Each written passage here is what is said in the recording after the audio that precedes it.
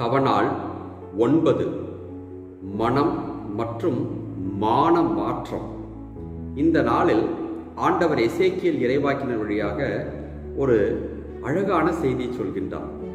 பாவி ஒருவர் மனம் மாறி என்னிடம் வந்து நான் கொடுத்த கட்டளைகளை கடைபிடித்து நியமங்களின்படி வாழ்ந்தால் அவருக்கு வாழ்வு உறுதி என்று சொல்கின்றார். பாவி ஒருவர் எப்பொழுதுமே மானத்திற்குரிய காரியத்தை செய்யவே இல்லை.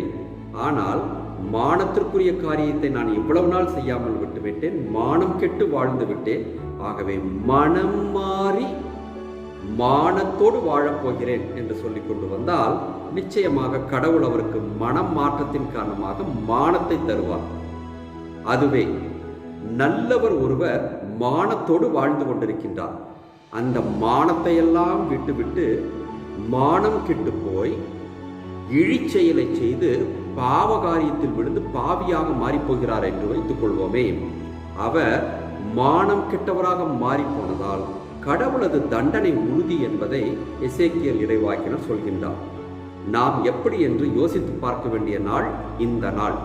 8 நாட்கள் கடந்து விட்டது.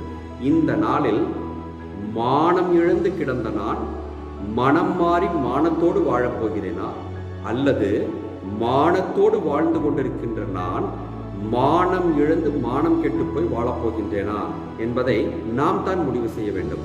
கடவுள் நமக்கு சொல்வது நீ மனம் மாறி வந்தாலே போதும் என்றுதான்.